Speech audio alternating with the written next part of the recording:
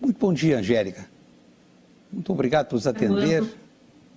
Imagina, é um prazer estar participando do programa Manhã RDC. Muito obrigado. Angélica Riz, ele faz uma pergunta inicial. Você que tem tanta vivência como jornalista e como escritora, qual a diferença entre um adolescente, tomando como base o adolescente, que na primeira infância, no período da infância, teve contato com o livro? Qual a diferença entre a criança que teve contato com o livro e a criança que não teve contato com o livro? Isso transparece já na adolescência? Sim, porque a criança que já teve contato com o livro desde a infância, através da leitura na escola e também das horas, as contações de histórias, né, com os pais em casa, ele vai ter mais facilidade para escrever, de aprender também, né, no momento que for alfabetizado, vai ter facilidade para ler, vai ter mais, ele vai conseguir aprender a ler muito mais rápido do que uma criança que não teve o acesso, né, à leitura e aos livros. Então tem uma grande diferença, sim. E depois na adolescência também vai transparecer, depois no momento de fazer um vestibular, de escrever uma redação, faz muita diferença. Você apontou... Porque os livros e a leitura são para a vida. Isso. Você apontou, Angélica, um assunto sobre o qual aqui nós temos nos referido com alguma frequência, que é o fracasso dos candidatos do Enem na prova de redação.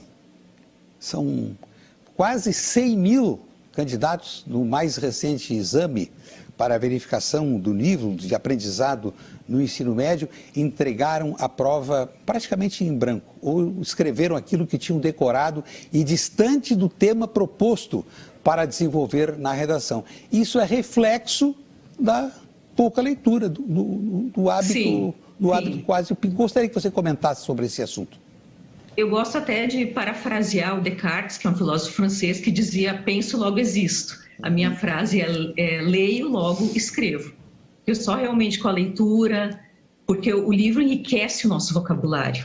E isso na infância, o que acontece, a criança com a leitura, com os livros, e que também eu gosto de frisar bastante, dos pais contarem e lerem, né, para as crianças, desde pequenos, mesmo que eles ainda não estejam sendo alfabetizados, porque isso vai facilitar com que a criança entenda o seu mundo ao redor, mesmo que exista uma diferença entre a linguagem do livro infantil e do livro adulto, porque a linguagem do livro infantil ela é mais simples e se utiliza de ilustrações, de imagens, né, para que a criança entenda também todo aquele universo. Isso faz com que a criança compreenda o mundo, que ela entenda também e que futuramente ela também consiga ser mais solidária.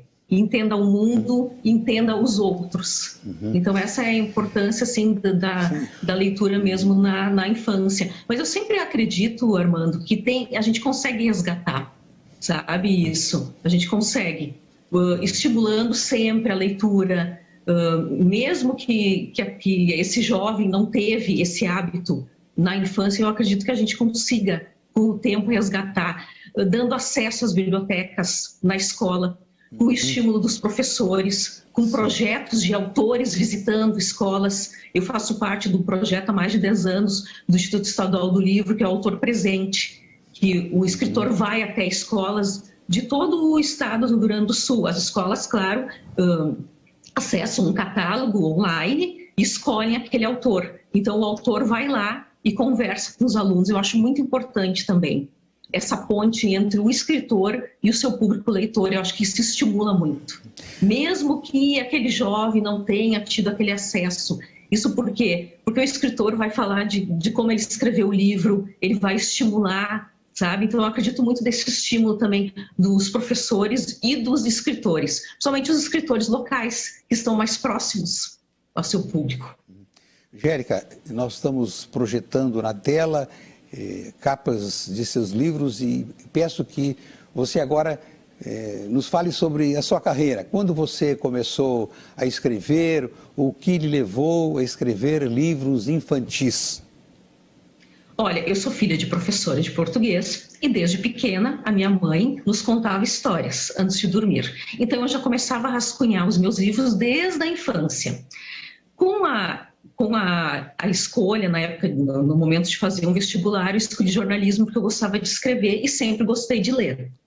Então, em 2002, na 48ª Feira do Livro de Porto Alegre, eu lancei meus livros de poesia, que é a coleção Arco-Íris Poético. Aí depois eu lancei Manuelito Palhaço Tristonho, em 2009, que é um livro que já vai fazer 13 anos, que é um livro que eu gosto de dizer que ele é interativo, porque ele é em papel reciclado, então lembra ecologia, manter, né, as nossas florestas, preservar o planeta. Ele tem a escrita de sinais para surdos, que é o SideWrite, e em inglês, português, ilustrações para colorir. Então começou com esse meu livro, né, o Manuelito Palhaço Tristonho, e depois vieram outros livros, Sol e as Ovelhas, que fala da importância da musicalização na infância, sempre deixando uma mensagem. Porque, para mim, eu, Angélica, como escritora, jornalista, eu sempre gosto de deixar uma mensagem para as crianças, até porque são crianças, são serezinhos que ainda estão em formação, então é sempre bom que a gente deixe uma mensagem. Por exemplo, eu tenho um livro, O Jardineiro Grego, que eu lancei em 2018, que fala também a importância de cuidar da natureza, de respeitar os mais velhos, que conta a história de um senhor de 90 anos que cuida de uma praça e que ele cuida dessa praça e planta árvores frutíferas para o bem comum, para a comunidade. E o meu último livro agora foi Lia Astronauta, que também fala da preservação do planeta.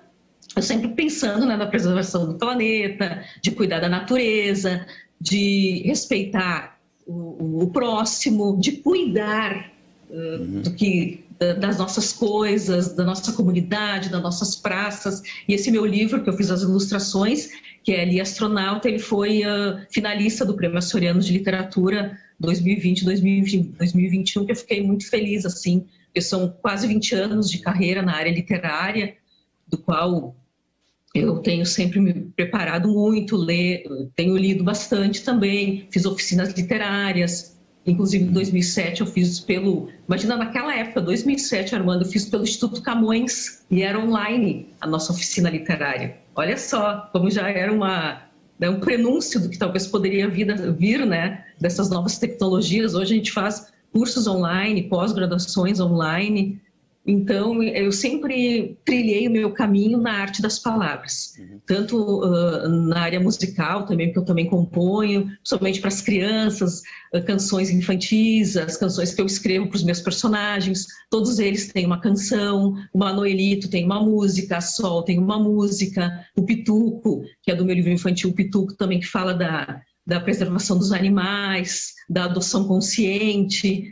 Então, eu sempre tive o maior carinho, assim, no momento de escrever para o público infantil e de pensar sempre em deixar uma mensagem para eles, porque para mim foi assim. Eu sempre quis repassar aquilo que os meus professores e que a minha mãe, pessoalmente, a Nair, a professora aposentada, passou também para mim e para minhas irmãs. Nós que somos em 5 filhas, 5 mulheres. Eu tenho uma irmã gêmea também, a Angelita, que mora em Curitiba e é advogada. Então, todas nós tivemos essa oportunidade com a nossa mãe, que era professora, e que nos passou esse conhecimento e esse amor pelos livros e pela leitura. E é isso que eu quero, com a minha arte das palavras, com os meus livros, de repassar. Quer e consegue. Parabéns, Angélica Rizzo. Muito obrigado por sua valiosíssima entrevista. Deve estar entusiasmando, inclusive, alguns que têm a pretensão, não sabiam como iniciar a escrever para as crianças. Você deu uma aula maravilhosa. Um grande abraço e um bom dia. Muito obrigada, igualmente. Obrigado pela oportunidade. Ok. Vamos voltar a manter o